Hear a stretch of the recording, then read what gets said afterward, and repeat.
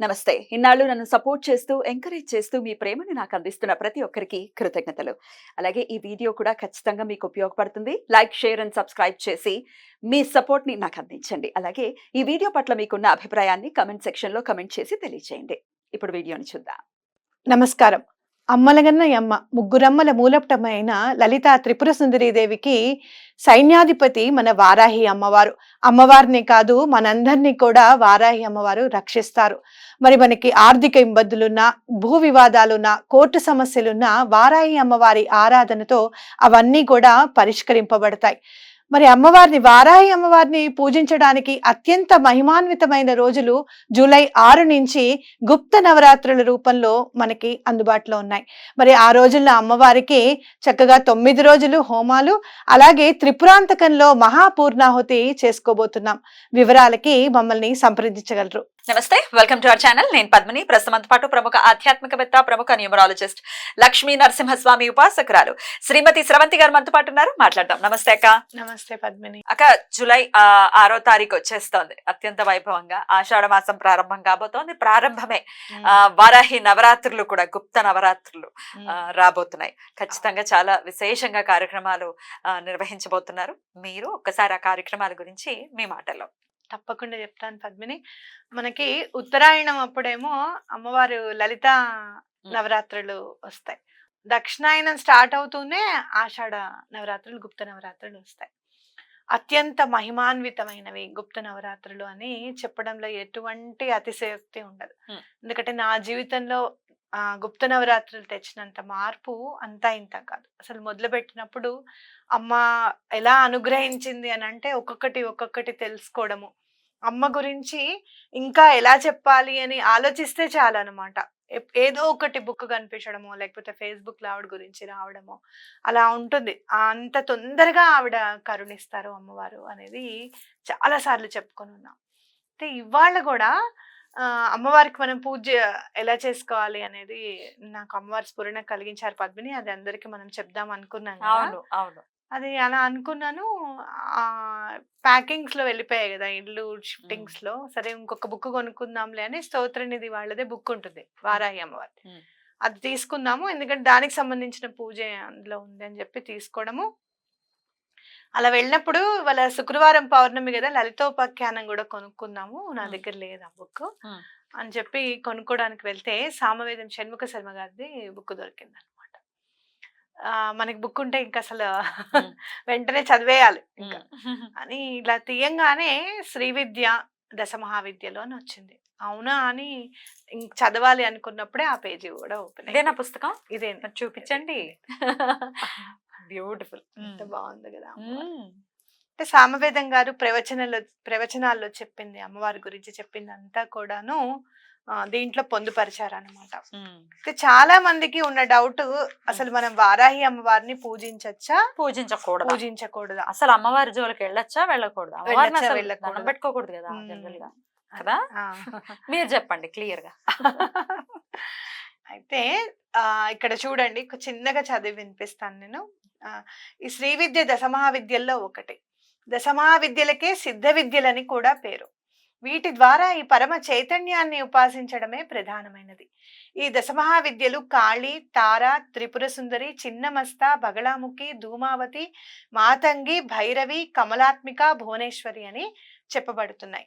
ఈ దశమహావిద్యలకు ఒక్కొక్క దానికి ప్రత్యేకమైన తంత్రం ఉంది. ఒక్క విద్యను పరిపూర్ణంగా తెలుసుకోవడానికి జీవితం చాలనంత ఉంది. దశమహావిద్యల్లో 3వ విద్యని త్రిపుర సుందరి విద్య లేదా షోడశీ విద్య అని అంటారు. ఈ 3వ విద్యయే శ్రీ విద్య. ముఖ్యంగా భారతదేశమంతా ఈ శ్రీ విద్య వ్యాప్తి చెందినప్పటికీ దక్షిణాదిన ఈ శ్రీ విద్యే ప్రసిద్ధిగా కనపడుతుంది. మరికొన్ని ప్రాంతాల్లో కాళీ మొదలైన విద్యలు కనిపిస్తాయి. అన్ని విద్యలు గొప్పవే, కానీ 3వ విద్య అయిన శ్రీ విద్య వద్ద మిగిలిన 9 విద్యల సమన్వయం కనిపిస్తుంది. దీని పేరే సుందరి విద్య అని చెప్పబడుతుంది. అంటే ఏంటి ఇక్కడ మనకి చెప్పారు, దశమహావిద్యల్లో 3వది త్రిపుర సుందరీ దేవి అని. త్రిపుర సుందరీ దేవి అంటే లలితా త్రిపుర సుందరి మాతే అన్నమాట. మరి ఆవిడ నుంచి వచ్చిన వారాహి, ఆవిడకి సప్తమాతృకలుగా వారాహి అమ్మవారిని కూడా చెప్తున్నారు కదా. అలాగే ఆవిడ నుంచి ఉద్భవించిన మాతంగిని ఎందుకు పూజించకూడదు, అలాగే మన వారాహి అమ్మవారిని ఎందుకు పూజించకూడదు? ఖచ్చితంగా పూజించకూడదు, ఉగ్రదేవతలు ఏదో అయిపోతాం రకరకాలు. ఇంకా నన్ను ఒకళ్ళు మొన్న ఒక క్వశ్చన్ అడిగారు, ఉగ్రదేవతన అమ్మవారు అని చెప్పి. అయితే నేను అన్నాను, ఎవరు ఉగ్రం కాదు? ఎవరు ఉగ్రంగా ఉగ్రదేవత అని చెప్పేవాళ్ళే ముందు ఉగ్రంగా కనబడతారు నాకు. మనకి ఉగ్రం కాదు ఎవరు చెప్పు. ఇప్పుడు నీ పిల్లని ఎవరన్నా ఏమన్నా అన్నారనుకో, నీ కోపం రాదా? తీసేస్తాను. నేను ఉగ్రదేవత. వస్తుందా రాదా కోపం? ఖచ్చితంగా వస్తుంది. మరి మనం బాధ పెడుతున్నప్పుడు అమ్మవారికి కోపం రాదా? శత్రువుల పైన వస్తుంది. అవునా కదా? అలా కాదు, మనం మన పిల్లల్ని ఏదైనా కోపం వచ్చింది అనుకో కొట్టమా, అప్పుడు మనం ఉగ్రం రావట్లేదా? శాంతంగానే చెప్తున్నావా? అంత శాంత స్వరూపులం అయితే కాదు కదా. కాదు అంతే కదా, అసురుల్ని సంహరించడం కోసం మాత్రం వచ్చారు, లేకపోతే అసురులే పాటిస్తారు ఇప్పటికీ మనల్ని. అట్లా ఆవిడ ఉగ్రము అని అంటే మనకి మనం మొన్న చదువుకున్నాం, మణిద్వీప వాసిని ఆవిడ ఎక్కడ ఉంటారు అని, కదంబ వనవాసిని అని చెప్పి మనం శ్యామలమ్మ గురించి చెప్పుకున్నాం. అక్కడ మణిద్వీపంలో ఎందుకు ఉంటారు అంత ఉగ్రదేవతలు అయితే? అదే కదా, అవునా కదా? ఏదో ఇంకా చెప్తూ ఉంటారు, ఏదో కాంట్రడిక్షన్ కావాలి, కాంట్రడిక్షన్ కావాలి. కానీ పూజించే వాళ్ళకి ఒక భయం ఉంటుంది పద్మిని, మనం చెయ్యొచ్చో చేయకూడదా అమ్మో అని అనిపిస్తూ ఉంటుంది అనమాట. ఇలాంటి వాళ్ళు ఏం చెప్తారు అని అంటే, ఉగ్రదేవతల్ని పూజిస్తే మీ ఇంట్లో వాళ్ళని కూడా వదలదు. ఎప్పుడన్నా మీకు ఇంట్లో వాళ్ళ మీద కోపం వచ్చింది అనుకోండి, వాళ్ళని కూడా నాశనం చేసేస్తుంది అమ్మవారు. అంటే అంత విచక్షణ లేదా మనకి లేదు కదా, మన నోటికి లేదు కానీ అమ్మవారికి కూడా ఆపాదిస్తామా? అందుకనే అందుకనే ఇలాంటి విద్యల గురించి నేర్చుకున్నప్పుడు చేసినప్పుడు మనం ఏంటంటే మన నోరుని అదుపులో పెట్టుకోవాలి. మనం ఏ మాట అంటే ఆ మాట మాట్లాడకూడదు, ఏ మాట అంటే ఆ మాట తిట్టకూడదు, పిల్లలనైనా సరే ఎవరినైనా సరే అని చెప్పేది అందుకే. అర్థమైందా? ఎందుకు అందుకే మాట మంచిది అవ్వాలి అని చెప్పి ఎందుకంటారు? అలా పరుషవాక్యం మాట్లాడకూడదని పెద్దవాళ్ళు ఎందుకు చెప్తారు? తప్పమ్మ అలా అనకూడదని ఎందుకంటారు అని అంటే, నువ్వు ఏ విద్య ఉపాసన చేయకపో, వాక్కు మాత్రం నీకు భగవంతుడి నుంచి ఉద్భవించేదే, అవునా కదా? ఇక్కడి నుంచి లోపల నుంచి వచ్చేదే. దాన్ని నువ్వు సక్రమంగా తీసుకునిరా, దాని మీద నువ్వు నియంత్రణ ఉంచు అని చెప్పేది ఎందుకు అని అంటే, మన జీవితం బాగుపడడానికి. ఇంకా ఇలాంటి అమ్మవారిని గనక మనం పూజిస్తూ ఉంటే ఆటోమేటిక్ గా మన వాక్కు మీద నియంత్రణ వస్తుంది. అలాగే మనం ఏదైనా స్ఫురణకి కలగజేయమ్మా అని చెప్తాం. జ్ఞానశక్తి, ఇచ్ఛాశక్తి, జ్ఞానశక్తి, క్రియాశక్తి అని చెప్తున్నాం. జ్ఞానశక్తి అని అంటే మనకి అమ్మవారు శ్యామలమ్మ, క్రియాశక్తి అని అంటే మనకి వారాహి అమ్మవారు, ఇచ్ఛాశక్తి అని అంటే మనకి లలిత అమ్మవారు. ఇలా 3 రూపాల్లోనూ అమ్మవారు మన దగ్గర ఉన్నప్పుడు ఎవరిని తిట్టాలి, ఎవరిని తిట్టకూడదు, ఎంతవరకు మనం ఒక మాట అని వాళ్ళతో మనం పని చేయించుకోవాలి. మన దగ్గర ఇంట్లో పని చేసే వాళ్ళైనా ఎవరైనా, మన ఇల్లు కడుతున్న వాళ్ళైనా, వాళ్ళని మనం ఈ పని చేయలేదు ఆ పని చేయలేదు అని చెప్పి మనం ఎంతవరకు తిట్టచ్చు, ఏం చేయొచ్చు, ఇవన్నీ కూడా మన స్ఫురణకు వస్తాయి. అంటే ఏంటి, సోషల్ ఇంటెలిజెన్స్ అంటున్నారు చూసావా? ఆ సోషల్ ఇంటెలిజెన్స్, ఎమోషనల్ ఇంటెలిజెన్స్ మనకి పూజల వల్లనే కలుగుతాయి, ఖచ్చితంగా తొందరగా వస్తాయి. రేపు ఈ జూలై 6th నుంచి జరిగేటటువంటి కార్యక్రమాల గురించి కూడా ఒకసారి చెప్పండి. తప్పకుండా చెప్తాను పద్మిని. చాలా వైభవంగా అమ్మవారు చేయించుకుంటున్నారు అనేది నాకు ఒక హింట్ వచ్చేసింది ఆల్రెడీ. నేను ఒకటి చెయ్యాలనుకున్నాను, దానికి తగ్గట్టుగా అమ్మవారు ప్రిపేర్ చేసేసి ఉంచేశారు. ఒకటేంటి మీకు ఖచ్చితంగా చెప్పాల్సింది ఏంటి అని అంటే, ఈసారి ఎక్కడ చేయాలి మహాపూర్ణావతి అనేది మైండ్ లో ఉండింది అనమాట. లాస్ట్ టైం కాశీలో చేసుకున్నాం, కాశీలో చేసుకున్నాం. ఈసారి ఎక్కడ చేయాలి అనేది చాలా ఉంది మైండ్ లో.